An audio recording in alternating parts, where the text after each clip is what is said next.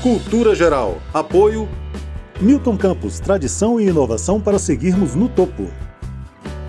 Caixa de Assistência OAB Nova Lima. Caminho seguro para os advogados de Minas Gerais.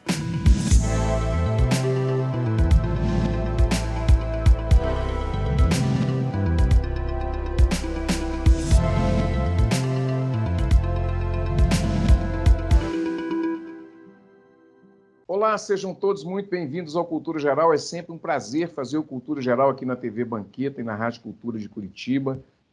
Hoje a gente com um tema também muito especial aqui na TV Banqueta, na Rádio Cultura de Curitiba, que é essa linguagem usada, usada pelos países imperialistas, né, na América Latina. A gente está trazendo aqui o professor Ramiro, para a gente poder discutir isso. Eu acho que a gente tem uma responsabilidade muito grande aqui na América Latina na desconstrução, da construção dessas linguagens imperialistas que trazem para a gente uma degradação social forte, né? Sem contar que a gente traz um sofrimento também muito grande. Professor Ramiro, é um prazer te receber aqui nas terras das Alterosas, em Minas, né? E também pelas ondas do rádio, na Rádio Cultura de Curitiba, para a gente tratar desse assunto que tem nos custado muito caro aqui na América Latina. O prazer é todo meu, Ederson, muito grato pelo convite e realmente concordo com você que este é um tema que é muito importante, né? Porque quando a gente se topa com este tipo de narrativas, é muito difícil, às vezes, saber o que é verdade, o que é, não é verdade, o que é falso, porque a fake news, né, esse termo tão na moda agora, não é simplesmente uma notícia falsa. A notícia falsa tem uma vida curta, né? Então a gente sabe que a realidade acaba de alguma ou de outra maneira até se impondo na maioria das circunstâncias, mas quando a gente faz uma interpretação enviesada de fatos, também é uma forma de fake news. E essa é muito mais perigosa, porque essa é insidiosa. A gente não consegue chegar a ver aonde que está a falsidade. Por isso que este tema que você está propondo, Ederson, é realmente de uma importância vital para a formação cidadã também, não simplesmente na área da política, não, sino também como cidadãos bem informados, né? Professor, nessa matéria que nós vimos aí da BBC, a cidade onde cada vez mais gente come lixo. E aí traz uma cidade da Argentina. O que está por trás disso? Eu lembro que o professor Ricardo Brasileiro, professor, um dos intelectuais aqui do estado de Minas Gerais, fala muito que é preciso entender as coisas por trás das coisas, né? O que está por trás dessas narrativas, por trás dessas conversas, né? Já que na minha cidade também nós tivemos aqui, eu estou do lado de Belo Horizonte, bem pertinho de Belo Horizonte, e nós tivemos a mina de Morro Velho, que teve uma extração de ouro muito forte pelos ingleses, né? De quase 200 anos, né? Onde 50% praticamente do ouro circulante no mundo saiu daqui. Então, a gente conhece bem essa estrutura de linguagem, essa estrutura de dominação também. Quais são as coisas que estão por trás disso, professor? Várias coisas. No próprio discurso, a gente pode ver, assim, vamos ir analisando algumas coisas. Mas a primeira coisa que você faz muito bem é colocar em que contexto o autor diz estas coisas, né? O contexto de quem fala, né? Nesse momento, dia 19 de maio, quando foi publicitado esse vídeo, se não me engano, né? Inglaterra está passando agora, né? Não só por causa do conflito bélico na Ucrânia, como também pela sua saída da Europa, o famoso Brexit, né? Problemas sociais muito, mas muito grandes, muito graves, e até comparáveis com muitos países da Latinoamérica. Por exemplo, uma pobreza que chega a 22% da população. 31% das crianças em situação de insegurança alimentar. Então, é muito mais fácil chegar num lixão de uma cidade do interior, como é Concórdia, muito próximo ao Brasil. Próximo ao Brasil, não é tão longe do Brasil, não. Está mais perto do Uruguai, mas é perto do Rio Grande do Sul. Uma cidade que é tem indústria que é próspera, mas que tem gente que trabalha no lixão e que relatar, não é um problema que, não só na Argentina, como na América Latina, né, é um problema que já vem de várias e várias décadas de atraso social e econômico, e na Argentina se profundizou a partir da ditadura militar em 1976, 1983, e que de lá até aqui foi um problema que não conseguiu se resolver. Para você fazer uma ideia, Ederson, a primeira medida de governo, medida social do governo de Raúl Alfonsín, quando assumiu lá em 1983, foi um plano nacional de alimentação para distribuir cestas básicas, porque a ditadura tinha deixado a situação social tão, mas tão crítica na Argentina, que a Argentina passou a ter uma coisa que não tinha, que era fome. Muito se diz da Argentina que era a quinta economia do mundo, até os anos 40. E era verdade. Macroeconomicamente, a Argentina chegou a ter o quinto lugar. Mas, enquanto a distribuição dessa riqueza dentro da Argentina sempre foi muito desigual. Por exemplo, em 1920, esses anos dourados da, da época liberal da economia que todo mundo gosta de falar, 42% da população que morava nos centros urbanos da Argentina era subalimentada. E quando você ia para o interior, 62% era subalimentado. Essa é a parte que não se conta dessa Argentina gloriosa que os liberais tanto gostam de falar. Mas, como eu falei, de 1973 para cá, muita coisa aconteceu.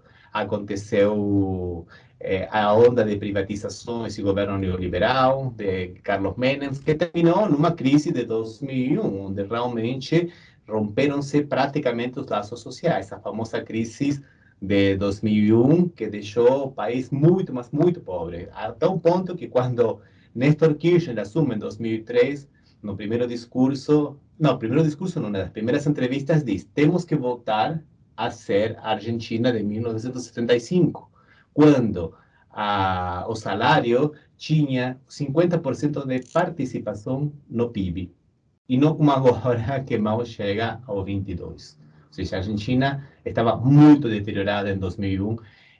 Nos três governos Kirchner, né, de Néstor e os dois de Cristina Kirchner, conseguiu se reverter muito, mas muito essa situação. Muito. Mas, bom, depois tivemos outro problema, não? O problema Macri, não?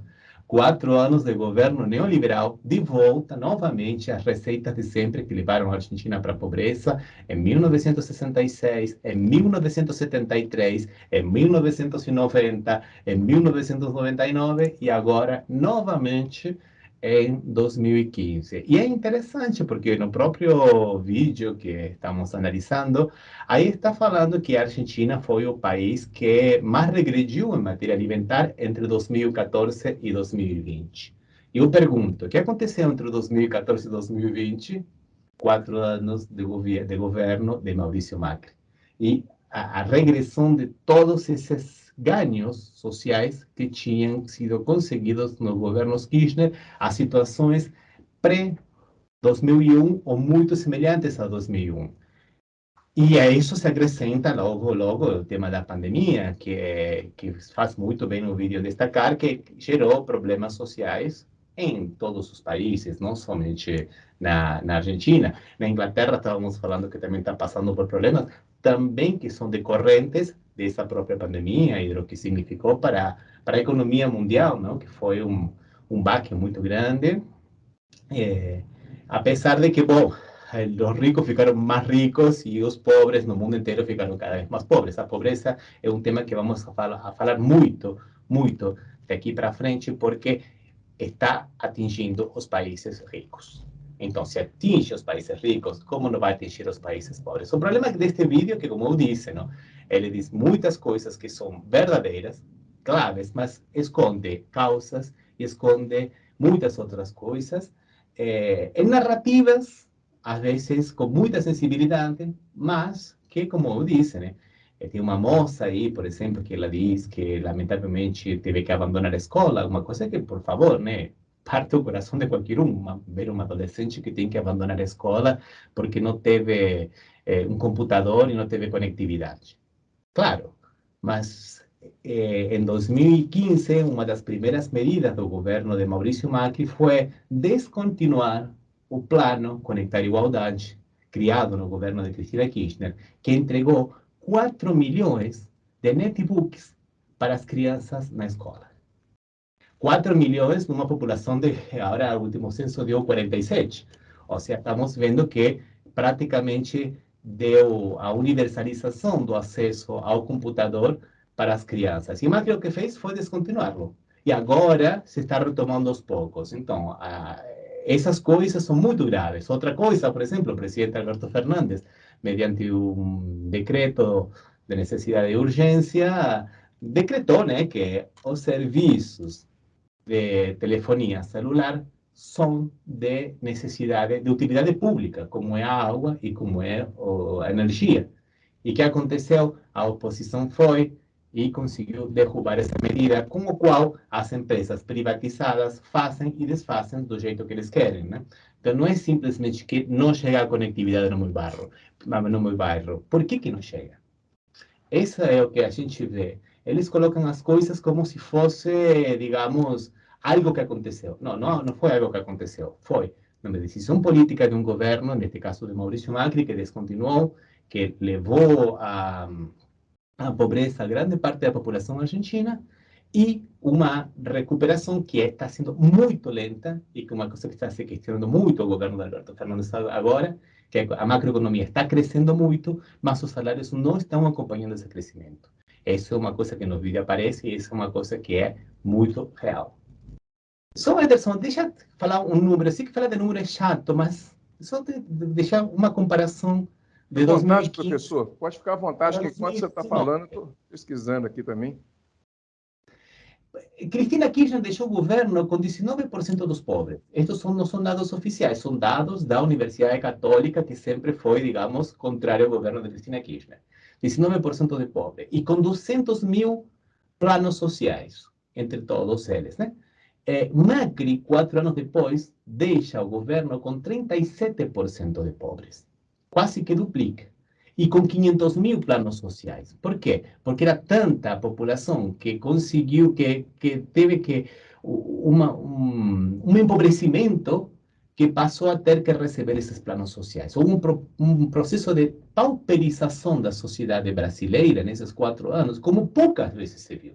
Hoje, na Argentina, estamos comemorando quando macroeconomicamente conseguimos voltar aos índices de 2017 e 2018. Nem sequer de 2016, quando Macri assumiu, que fez um desastre na economia e que deixou o país endividado em 44 bilhões de dólares, um caso único na história.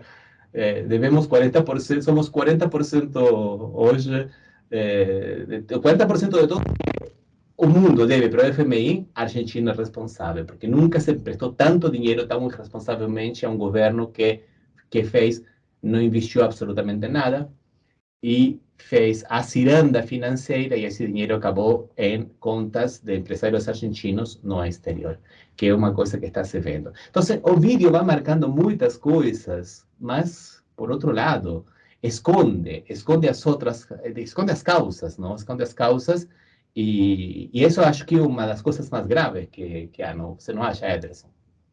Exatamente, professor. A gente fica olhando aqui o desenvolvimento social da América Latina depois dos governos liberais, como é que caiu, né? Você vai percebendo assim nos índices. Isso é um truque ou uma estratégia desse conceito neoliberal que tenta aplicar na América Latina, ou aplicar não, né? Continuar aplicando na América Latina esses golpes e essa expoliação da nossa população, né? Desintegrando as camadas sociais, os tecidos sociais e tal. Tá por aí, professor? É por aí. É isso mesmo. É isso mesmo, e é para apresentar as coisas sem apresentar os responsáveis pelas coisas. Sempre existe, né, o que você olha e o que você não olha, né? Então, eles vão direcionando o nosso olhar em determinada forma de ver, de enxergar as coisas e omitir as outras. Eu fiquei, por exemplo, muito surpreso há muito pouco tempo em Angra dos Reis, que foi visitar uma amiga que veio mora na Suíça com um marido que é brasileiro, então a gente se encontrou em Angra, e veio um barqueiro lá que levava para a ilha, e falou, você é argentino? A Argentina está numa grande crise, né? Porque lá é o comunismo que está, né? É o comunismo que está acabando com a Argentina. E de onde, como se sustenta essa narrativa? Como se sustenta essa narrativa se não é com exemplos como este vídeo que mostram constantemente o lixão, que esse é um problema de todas as prefeituras da América Latina. Houve uma vez um político que falava, prefeito bom é prefeito que goste de lixo, porque o lixo hoje é realmente a grande problemática das urbes na Argentina. A Argentina é um país, 92% da população mora nas cidades, então o lixo, o que fazer com o lixo é uma coisa muito importante.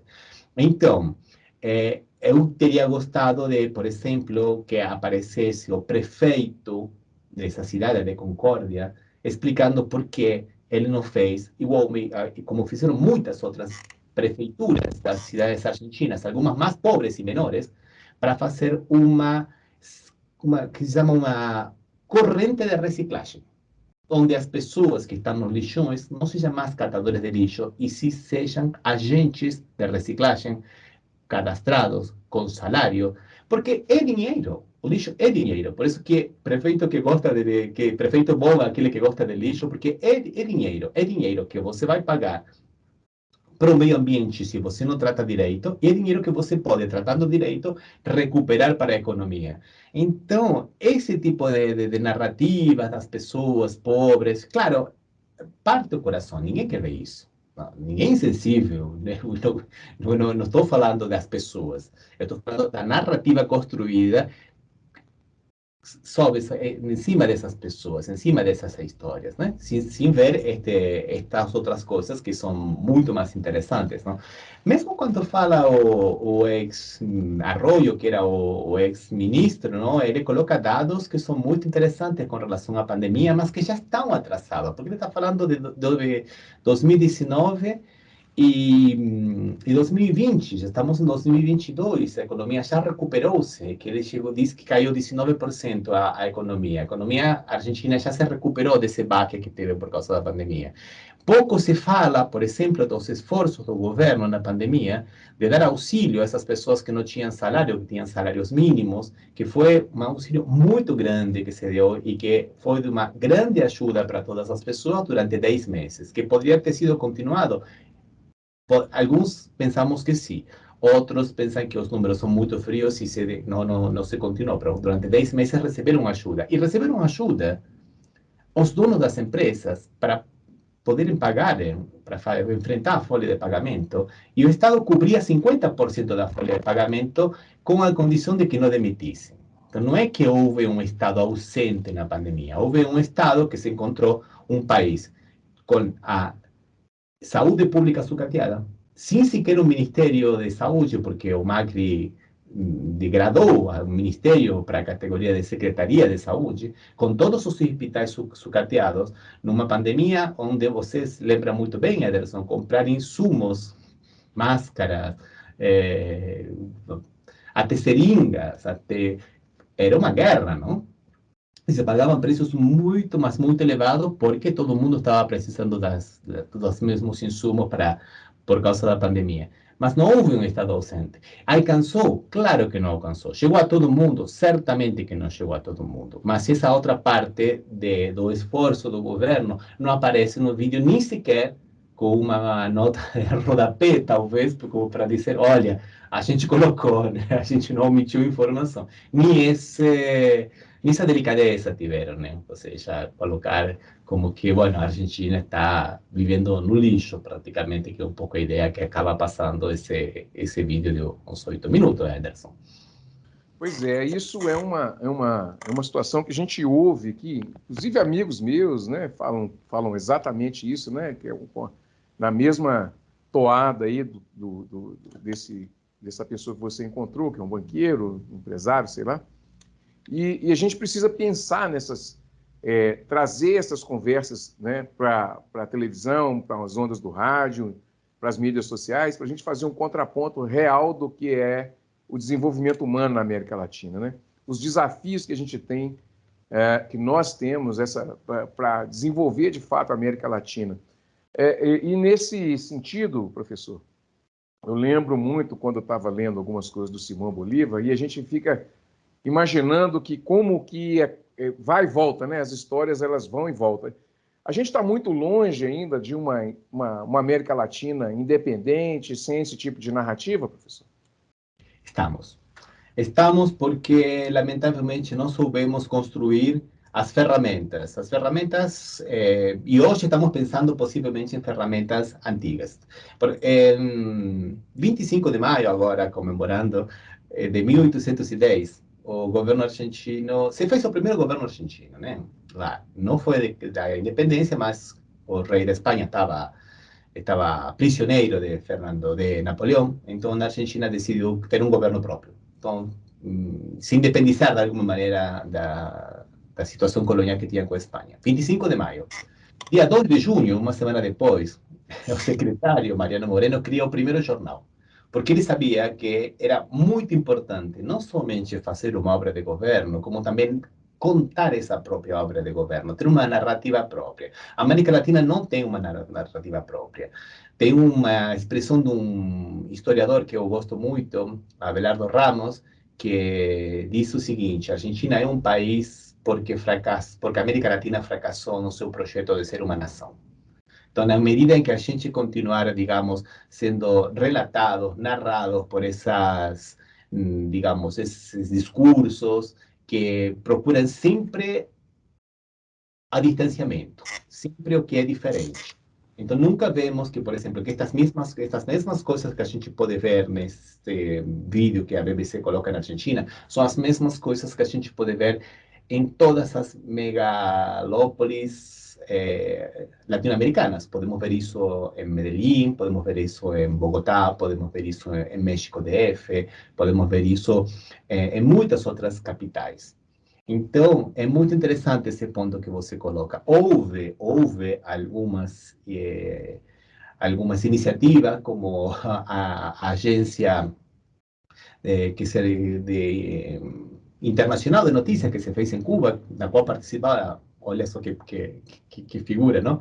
O escritor que escreveu 100 anos de solidão, García Márquez. García Márquez, que não era jornalista, mas ele trabalhou muito tempo como jornalista, mas lamentavelmente não teve digamos, o sucesso que se esperava. Depois teve, por exemplo, uma iniciativa muito boa, que é Telesur, que uma das primeiras medidas do governo Macri foi tirar o apoio financeiro que a Argentina dava para a Telesur, porque a Telesur era uma agência latino-americana que, embora estivesse na Venezuela, era apoiada por vários governos. E não era tanto dinheiro. E queria tirar da grelha, da grade, digamos, da TV aberta, Telesur. Mas Telesur podia ter sido uma muito boa alternativa. Creo que há que favorecer essas narrativas, esses instrumentos que nós temos. Mas são instrumentos por aí que, como disse, são necessários, mas são ultrapassados. Hoje, creio que para ter uma boa comunicação, temos que investir mais nas redes sociais e no mundo da internet também, porque é interessante. Tem o Clarín, que é o principal jornal da Argentina, que é, digamos, como se fosse o Globo da Argentina. Hoje, para poder levar as pessoas para ler o papel, o que está impresso no papel, primeiro ele tem que fazer um Twitter e poder despertar a atenção. Então, são novos desafios. É construir sobre o que já temos e animar-nos e está aí. Mas é muito difícil. E é isso, e pensar que não entrar nessas coisas que nos diferenciam. E sim pensar que, às vezes, a realidade de um é a realidade do outro e construir sobre essa base, né? Deixa eu fazer um intervalo, vou fazer o primeiro intervalo aqui na TV Banquete, na Rádio Cultura de Curitiba. Não saia daí, daqui a pouquinho a gente volta com o professor Ramiro. A gente está discutindo exatamente esse campo da narrativa imperialista na América Latina. Um minutinho só, nós estaremos de volta aqui na TV Banquete e na Rádio Cultura de Curitiba. Não saia daí.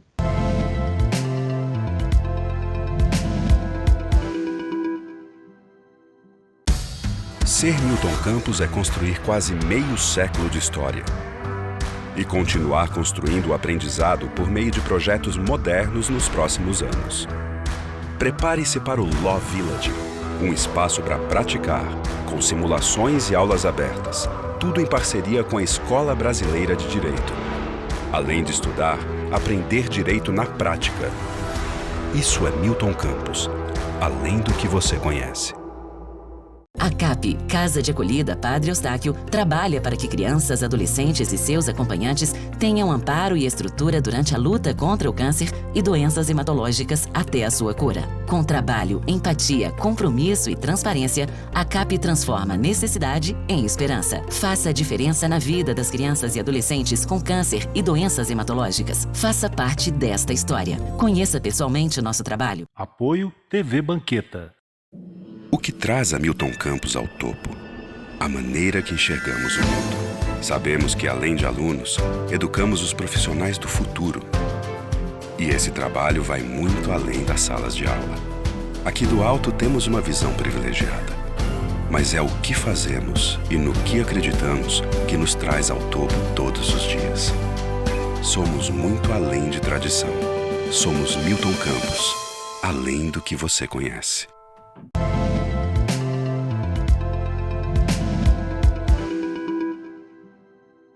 Bom, de volta com Cultura Geral aqui na TV Banqueta e na Rádio Cultura de Curitiba. A gente está entrevistando o professor Ramiro. Professor, a gente está... Outro dia eu lendo e revendo, né, ouvindo algumas coisas do Theodor Adorno, a gente vê a expressão da cultura de massa, a gente vai ver essa ideia de indústria cultural, essas façanhas que foram criadas nesse campo de domínio social mesmo. E a gente percebe que essas linguagens como essa que foi feita nessa matéria da BBC, ela é quase que naturalizada porque outros componentes culturais fazem com que inconscientemente, ou vamos dizer assim, entre aspas, naturalmente, você ligue uma coisa a outra, por causa desse processo de alienação. E hoje, como você disse no primeiro bloco, essa questão da digitalização, que a gente vai precisar aprender a se comunicar através desse novo campo da comunicação. Como é que a gente pensa tudo isso juntos para, pelo menos, tentar manter uma resistência, como a gente tem feito aqui na TV Banqueta, na Rádio Cultura de Curitiba, com o Daniel, com o Dunker, com a Lília Schwartz e tantas outras pessoas que têm batalhado neste campo para a gente poder manter esse discurso e essa ideia de liberdade nossa da América Latina e, pelo menos, um pouco de originalidade?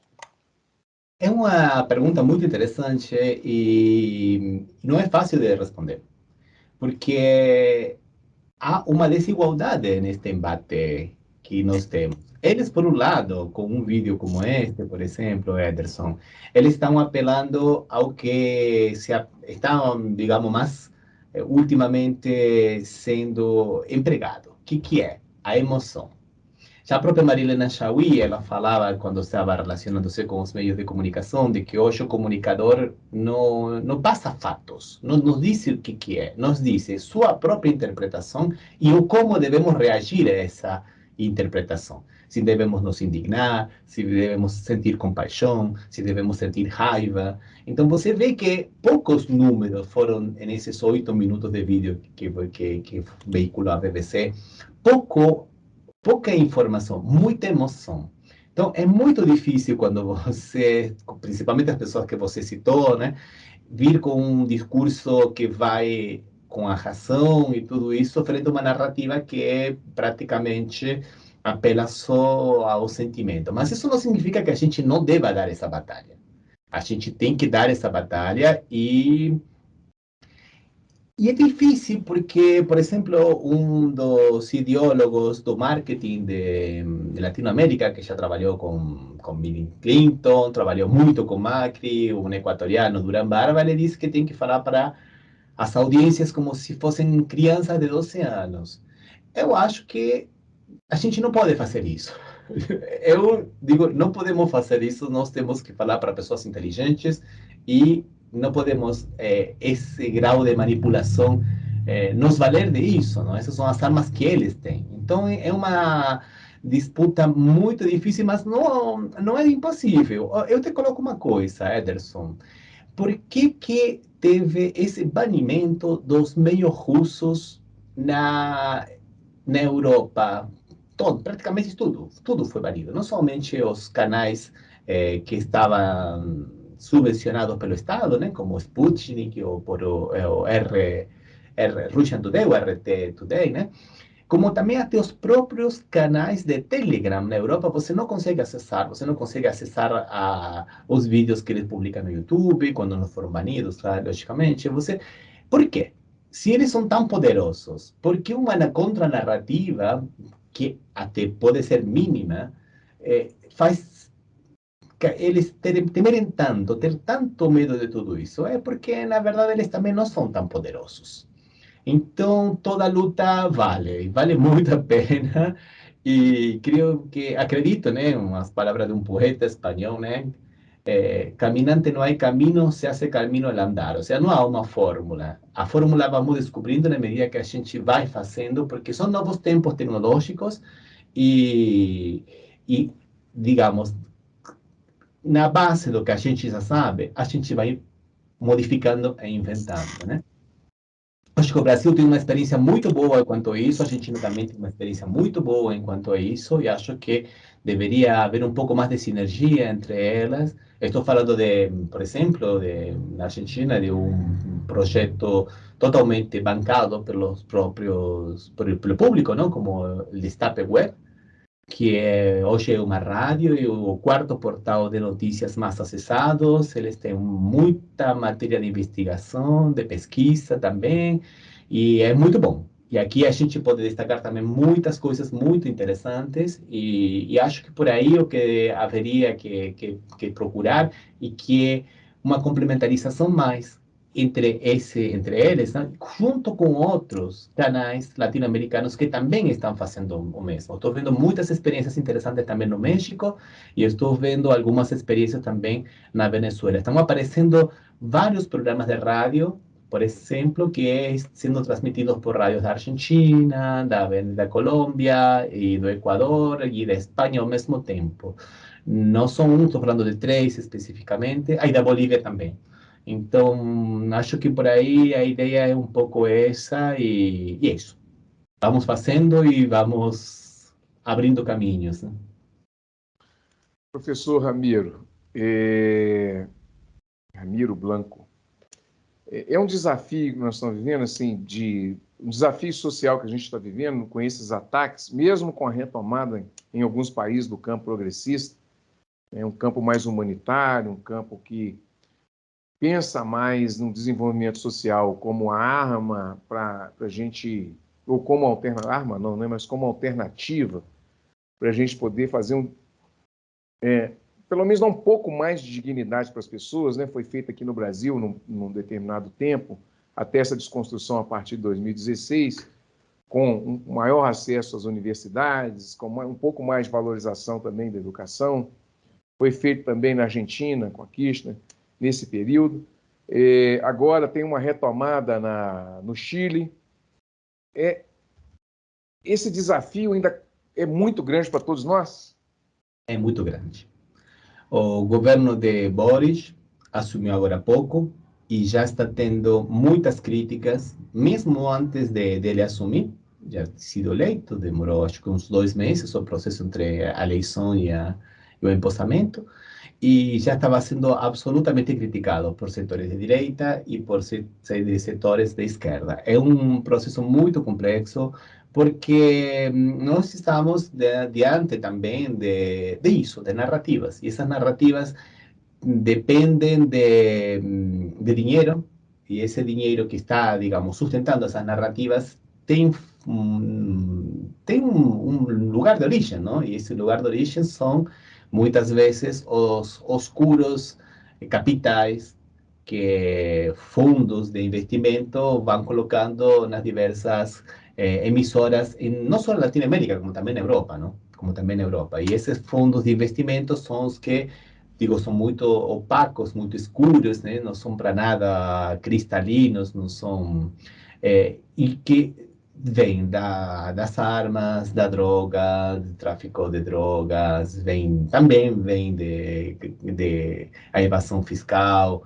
Então, é muito complicado e são os arautos, né, deste novo libertarianismo que temos, este neoliberalismo libertário, e que estamos ouvindo muitas emissoras cantando loas à liberdade absoluta, à liberdade do mercado, ao Estado mínimo, a que cada vai ter o que merece na medida em que haja um Estado que não roube as que produzem. E essa narrativa é muito forte, está muito presente em todos os países latino-americanos, está muito presente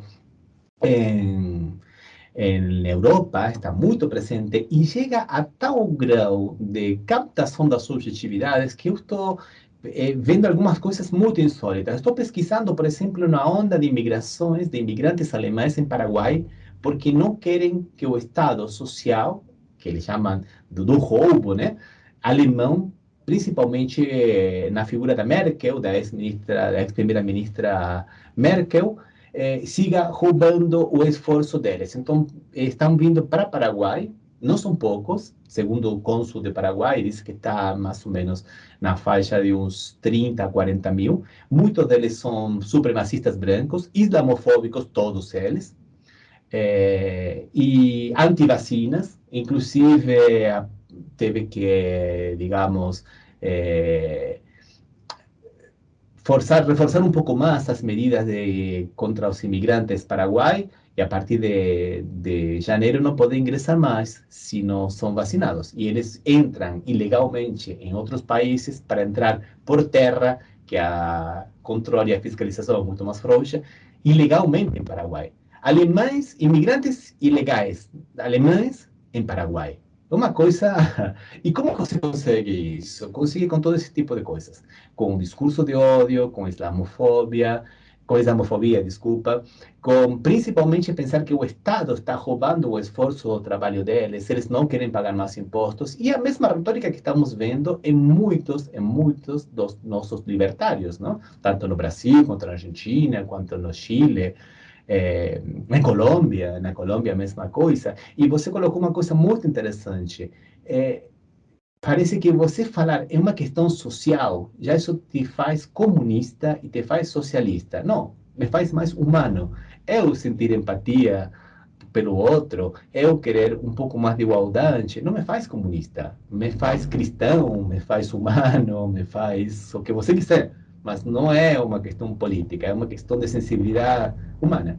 E é muito interessante frisar nisso e resgatar isso, porque frente a toda essa barbárie que vem, digamos, fantasiada em discurso muitas vezes pretensamente acadêmico, vem um discurso muito forte de destruição dos laços sociais.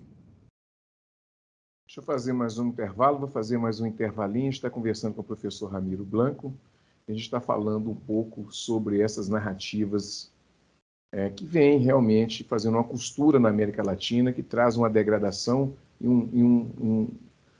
vamos dizer assim, um apodrecimento do tecido social, quase que em conluio com essas políticas neoliberais de imperialismo, e a gente tem esse desafio todo pela frente. Um minutinho só, não saia daí, nós estaremos de volta aqui na TV Banqueta e na Rádio Cultura de Curitiba.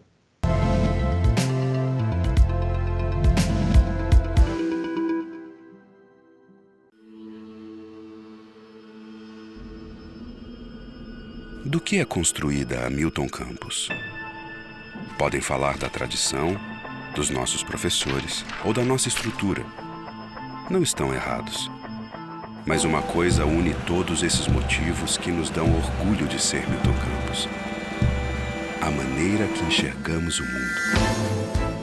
Além de alunos, educamos os profissionais do futuro.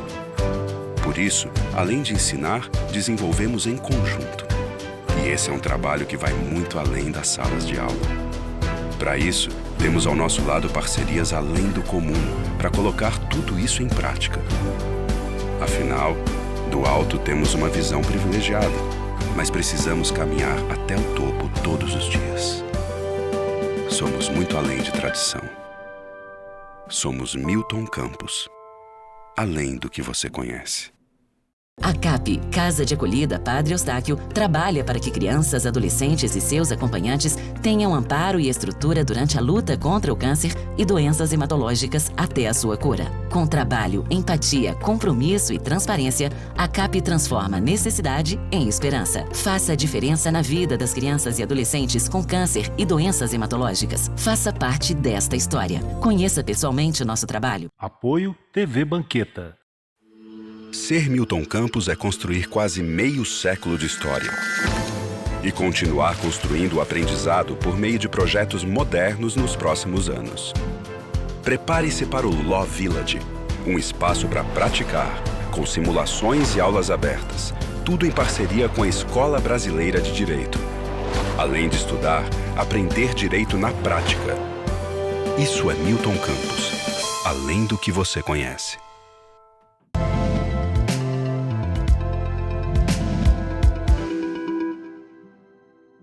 Bom, de volta com Cultura Geral, estou indo para a parte final dessa entrevista super bacana com o professor Ramiro Blanco, especialista nesse assunto que a gente está tratando agora. Agradecendo também o professor Daniel Omar Pérez, amigo e parceiro aqui do Cultura Geral. Professor, esse controle, eu queria falar um pouquinho para a gente encerrar, sobre o controle da subjetividade que traz essas internalizações, né? Sujeito que é empreendedor de si mesmo, sujeito que, se ele não deu conta, é porque ele não se esforçou bastante, se ele está no lixão lá, é porque ele merece estar lá.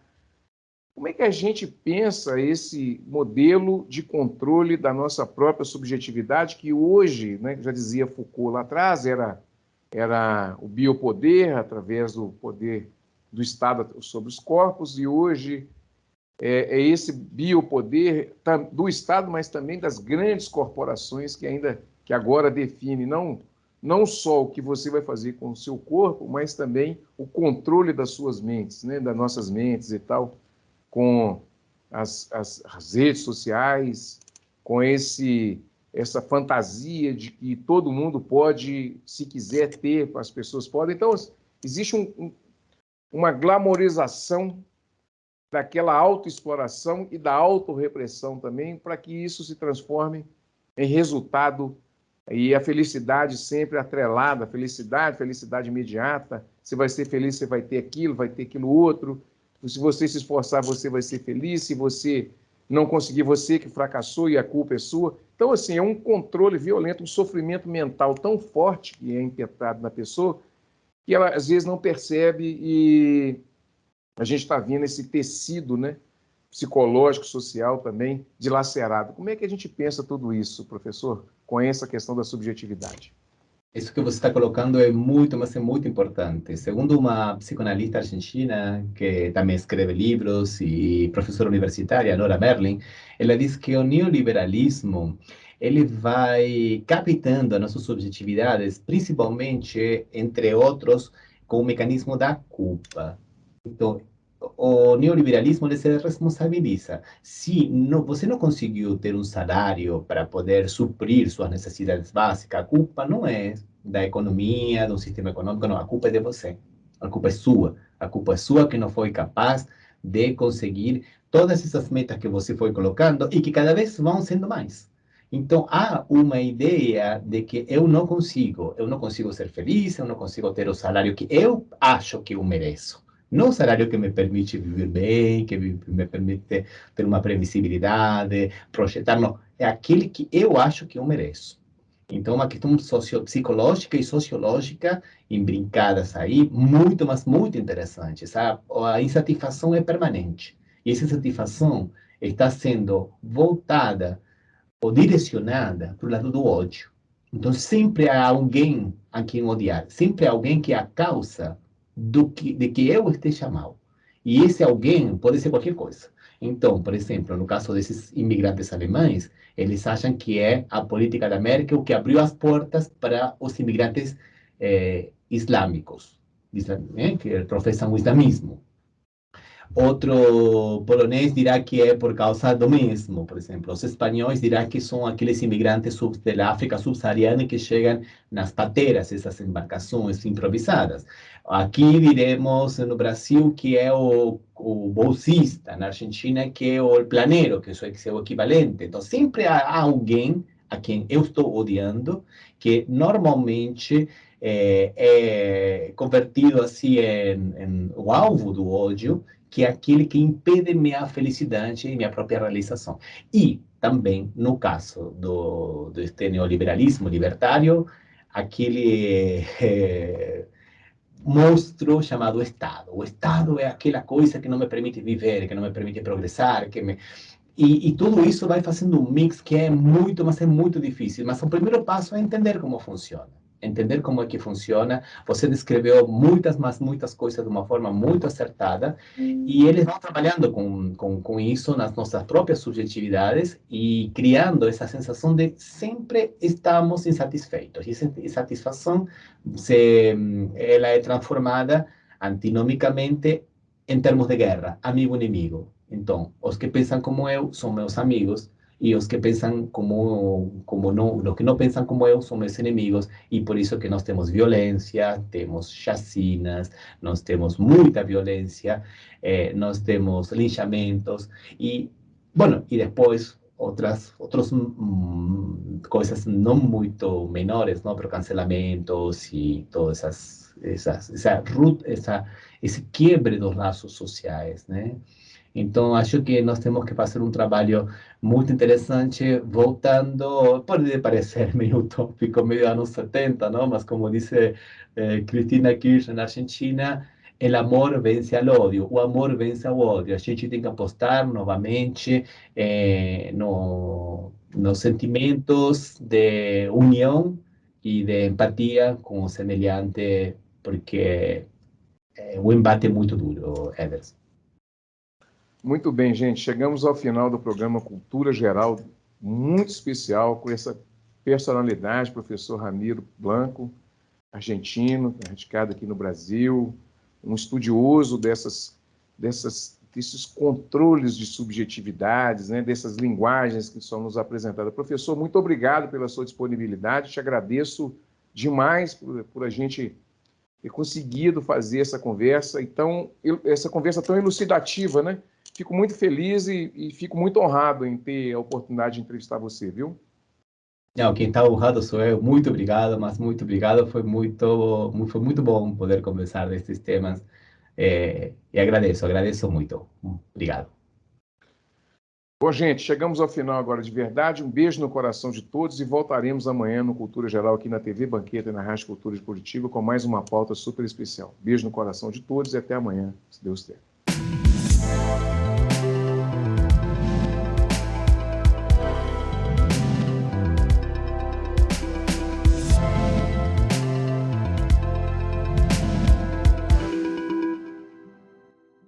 Cultura Geral. Apoio Milton Campos, tradição e inovação para seguirmos no topo. Caixa de Assistência OAB Nova Lima. Caminho seguro para os advogados de Minas Gerais.